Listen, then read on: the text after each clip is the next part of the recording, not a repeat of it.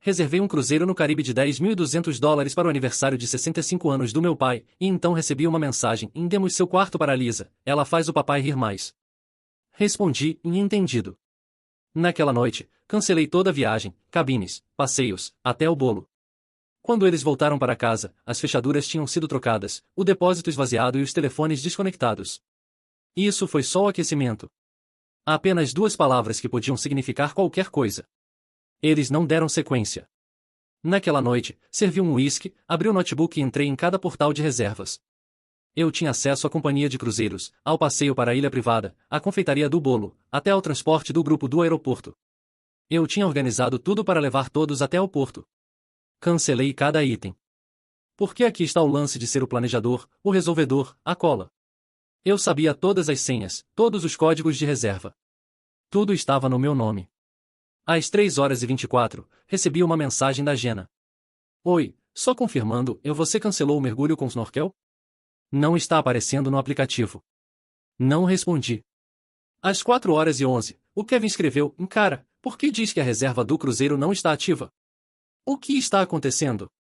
Também não respondi. Às 6h da manhã, minha mãe começou a ligar. Deixei tocar. Depois desliguei o celular e fui caminhar. Eu esperava alguma consequência, claro, mas o que aconteceu foi uma avalanche. Aparentemente, meus pais já tinham contado a todos os amigos sobre o cruzeiro. Kevin e Jenna tinham tirado folga do trabalho. Tinham arranjado babás, cuidadores de cachorro, temporizadores automáticos para as luzes da casa.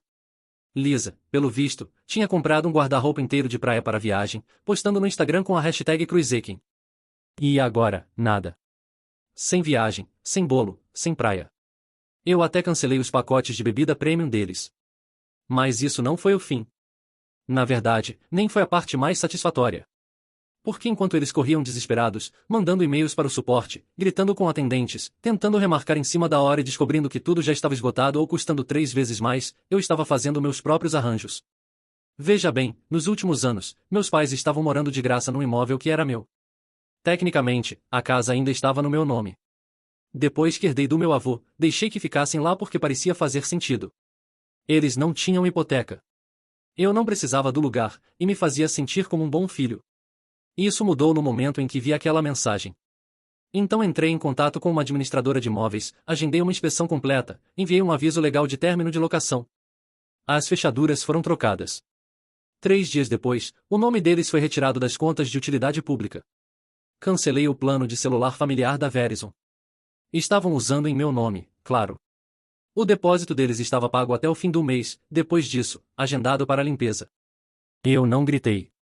Não escrevi nenhum e-mail dramático. Só fui movendo minhas peças, uma por uma. Mas o golpe final? Eles nem perceberam que o cruzeiro tinha sido cancelado até o dia anterior à viagem. Apareceram no porto com malas, sorrisos e camisetas combinando com a frase pai, 65 anos, navio que segue. Mas não havia check-in, nem reserva, nem cabine, nem bolo, nem Brandon. E isso foi só o aquecimento. Quando entenderam o que tinha acontecido, já era tarde demais. Sei disso porque as ligações voltaram. Não mensagens, ligações mesmo, recados de voz. Desesperados, confusos. Alguns com raiva, outros apenas suplicando. Brandon, querido, parece que houve algum engano. A voz da minha mãe rachava na primeira mensagem. A equipe do cruzeiro disse que não estamos na lista. Você pode ligar para eles? Foi você quem reservou tudo, certo? Mais uma, do Kevin. Ok, cara, não tem graça. A gente entendeu. Você está bravo. A Lisa não quis dizer nada com aquilo que falou. Só me liga. Vamos resolver isso. Jenna não deixou recado. Só ligou 7 vezes seguidas. Lisa. Ela finalmente me mandou uma mensagem depois de semanas. Um DM, na verdade. Eu sei que começamos com o pé errado, Brandon, mas isso é muito importante para o seu pai. Não estrague o aniversário dele por causa de um mal-entendido. Um mal-entendido? Vi a mensagem dela ficar não lida por 1 hora antes de finalmente clicar. Visualizado. Não respondi. Porque naquele ponto, não era mais sobre o cruzeiro. Era sobre cada foto de família que eu tirei e me mandaram ficar atrás da câmera. Cada obrigado por organizar, que nunca veio. Cada feriado em que fiquei lavando louça enquanto os engraçados assistiam futebol. Cada o Brandon resolve. Como se eu fosse um assistente residente e não o filho deles, o irmão.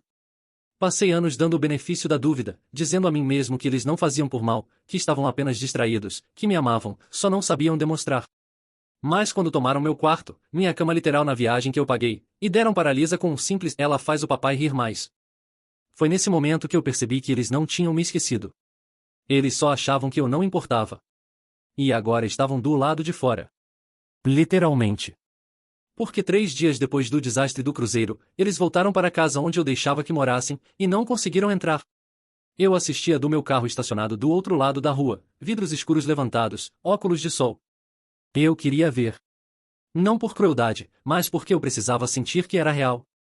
Pela primeira vez, eu queria que eles sentissem o que eu sentia. Excluído, indesejado, pequeno. Minha mãe foi a primeira a tentar a maçaneta. Depois a campainha. Meu pai veio em seguida, tentando as chaves. Eu havia trocado as fechaduras na noite anterior. Eles tocaram de novo, bateram na porta. Vi a confusão se transformar em irritação, depois em pânico. Kevin pegou o celular. Eu podia imaginar o que ele viu. Um aviso legal que mandei por e-mail e também impresso, informando que tinham 30 dias para desocupar o imóvel por falta de pagamento e sublocação não autorizada. Tecnicamente verdade, graças a Lisa ter ficado lá sem aviso algumas semanas antes. Jenna foi até a lateral da casa e tentou a porta dos fundos. Eu tinha reforçado ela também. Eventualmente, notaram a vizinha observando. A mesma vizinha que uma vez me perguntou por que eu nunca ia aos churrascos. E riu quando eu disse que não era convidado. Ela me deu um aceno com a cabeça. Enquanto eu ia embora naquele fim de tarde. As mensagens ficaram mais irritadas depois disso. Você tem um plano, né? Para onde é que a gente vai agora? Brandon, isso é insano. Você está agindo como um estranho. O post da Lisa sobre o cruzeiro sumiu discretamente do perfil dela. E aí começou o desmonte real. O antigo sócio do meu pai me mandou uma mensagem perguntando por que o fundo emergencial não estava respondendo aos pedidos de pagamento. Descobri que meu nome ainda estava vinculado como consignatário. Mais uma coisa que fui prestativo demais para mudar. Então mudei. Transferi o dinheiro para um fundo em meu nome. Legal, limpo. Até liguei para confirmar que não havia quebra de contrato. E não havia. Depois vieram os serviços de streaming. Netflix, Hulu, Spotify, plano familiar. Todos cancelados. Senhas trocadas, e-mails bloqueados. Uma semana depois, recebi uma ligação da minha mãe. Olhei para o número e não atendi. Depois, um novo recado de voz. Ela soava cansada, diminuída. Brandon, não sabemos o que fazer. Seu pai está dormindo no sofá do Kevin e a Jean está ficando na casa de amigos. Eu sei que você está com raiva, mas essa é sua família. Não somos perfeitos, mas amamos você. Podemos, por favor, conversar? Eu estava sentado no meu sofá, cercado de silêncio. Sem risos, sem barulho, sem obrigação. Só paz. E então recebi outra mensagem da Jenna. Dessa vez, sem saudação, sem pedido de desculpas, só. Você vai mesmo jogar fora toda a sua família por causa de uma piada? Foi aí que algo mudou dentro de mim. Porque não era só uma piada. Era um resumo, a condensação de todos os momentos em que me disseram que eu valia menos. Todas as vezes em que me colocaram de lado. Depois agiram surpresos quando eu não fiquei para consertar os cacos. Pensei em responder. Em vez disso, comecei a escrever outra coisa. Não para eles. Para o advogado. Porque aquilo não era mais só sobre férias. Era uma reinicialização completa. E eles ainda não tinham visto a pior parte. Não respondia à mensagem da Jenna. Não precisava. Eu já estava vários passos à frente, redigindo documentos com meu advogado para formalizar o que já tinha começado. Um rompimento limpo, emocional, financeiro, legal. Sem confronto dramático, sem gritos. Não quebrei pratos, nem gritei que tinha acabado, porque já tinha acabado.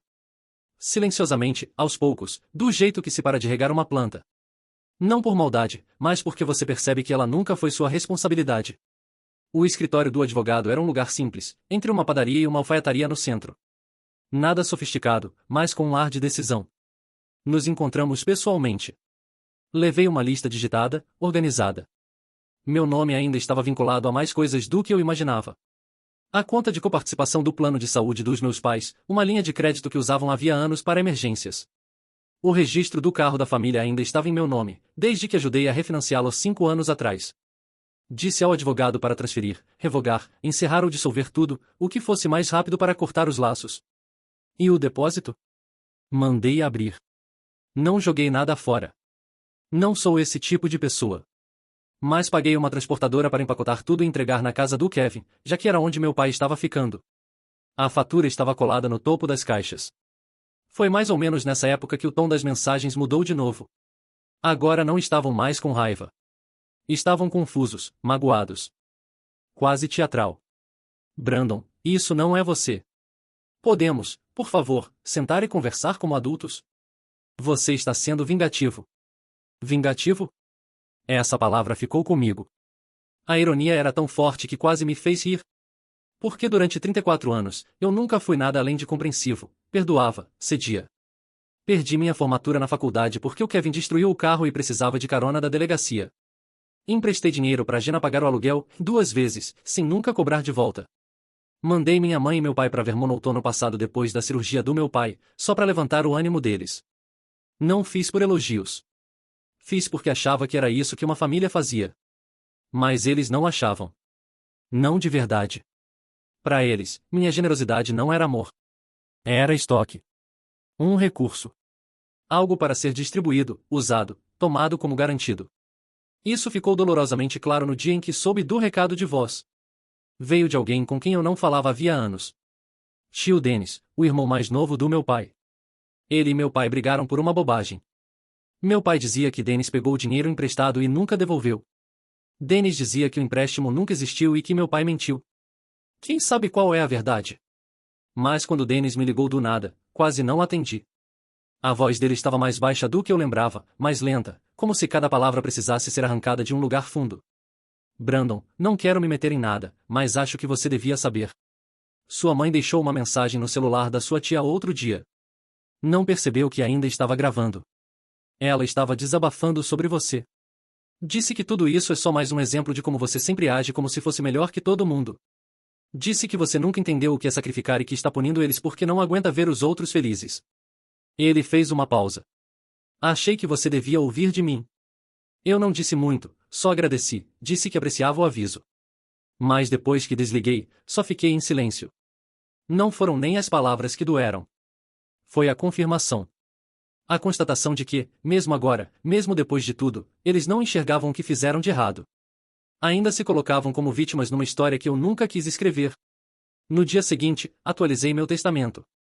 Removi todos os membros da família como beneficiários. Criei um novo fundo. Um que irá para bolsas de estudo para estudantes universitários de primeira geração. Silencioso, sem placas, sem prédios com meu nome. Apenas algo útil, algo real. Na mesma semana, troquei meu número. Nova operadora, nova conta, novo celular. As únicas pessoas que receberam um novo número foram meu assistente, meu advogado e meu melhor amigo, Sam. Sam foi quem veio naquela noite com 2 packs de cerveja e uma sacola de tacos. Não disse muita coisa, só me entregou uma cerveja e perguntou se eu queria assistir algo que não fosse sobre família. Assistimos a um filme de ação antigo, com diálogos péssimos e explosões previsíveis. Foi perfeito. Foi aí que bateram na minha porta. Não esperava ninguém. Sem entregas, sem compromissos. Sam colocou o filme no mudo e fui até o olho mágico. Era a Jenna. Cabelo preso, olheiras fundas, segurando o celular numa mão e algo que parecia uma pasta na outra. Ela não parecia brava. Parecia esgotada. Não abria a porta. Ela bateu de novo, mais suave dessa vez. Brandon, eu só quero conversar. Eu a observava do outro lado da porta, sem me mover, sem dizer nada. Então ela disse. É sobre o papai. Aconteceu uma coisa. Mais uma batida suave, depois mais baixo. Ele caiu de uma escada no quintal do Kevin. Ele está bem. Pulso torcido, costelas machucadas. Mas ele está assustado. Ele está pedindo por você. Eu não disse nada. Nem pela porta, nem mentalmente. Meu silêncio não era frieza. Era clareza. Eu não era mais o filho ansioso para agradar. Não senti culpa subindo nem impulso de correr para consertar tudo. Só senti curiosidade. Curiosidade sobre qual era a jogada dessa vez. Curiosidade se eles ainda achavam que isso era um jogo de influência. Eu sei que a gente errou, disse Jenna depois de uma longa pausa. Sei que você não confia na gente. Talvez nunca devesse ter confiado mesmo. Mas ele está pedindo por você, Brandon. Não pelo Kevin. Nem pela Lisa. Por você. Finalmente abri a porta. Não porque ela disse a coisa certa, mas porque eu estava pronto para encará-la. E quando olhei nos olhos dela, eu vi. Não era manipulação. Nenhum discurso ensaiado. Era só cansaço. E talvez um traço de entendimento. Ela parecia não dormir há dias.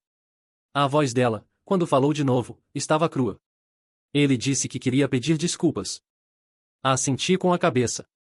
Então deixe que ele peça. Ela pareceu confusa. Para você, Brandon. Não em uma mensagem de grupo. Não por meu intermédio. Para você.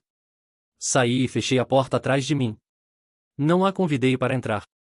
Ficamos ali na varanda por um minuto até ela me entregar a pasta. A abri. Dentro havia uma carta escrita à mão, na caligrafia irregular e espaçada do meu pai. Não era longa. Brandon, nunca fui bom em dizer as palavras certas. Nunca fui.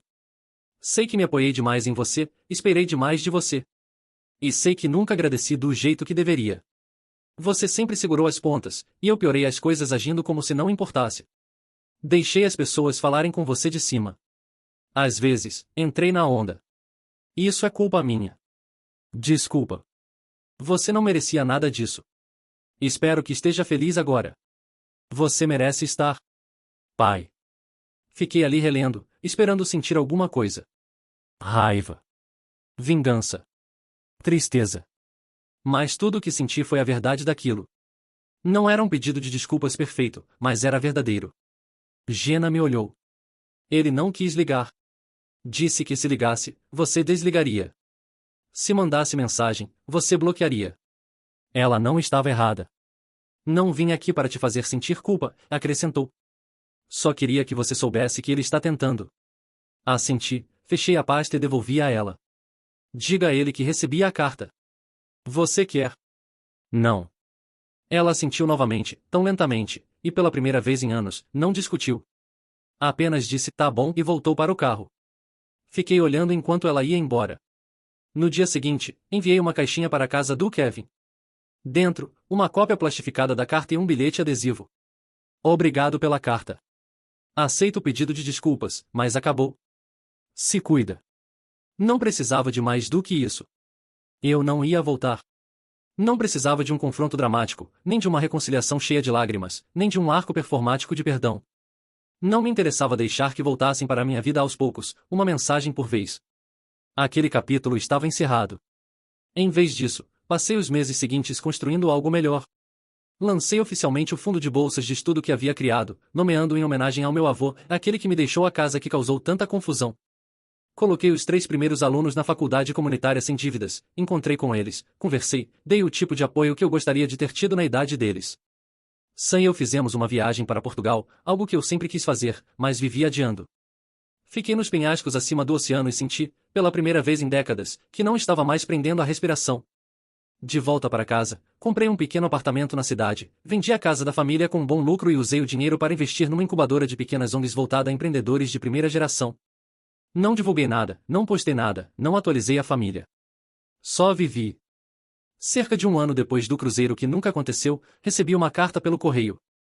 Sem remetente. Dentro havia uma foto. Meu pai na poltrona, braço engessado, sorrindo de forma desajeitada para a câmera.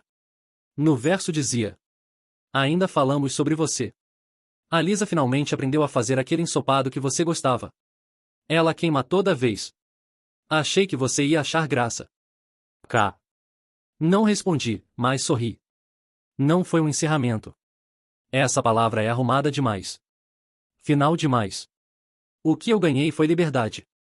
Liberdade de sempre ser o prestativo, o que conserta tudo, o depósito emocional da família. Liberdade para escolher quem tem acesso a mim e quem não tem. Nunca deixei de me importar com eles. Só parei de deixar que me tratassem como descartável. Eles podem lidar com as consequências. E eu? Eu finalmente comecei a viver nos meus próprios termos.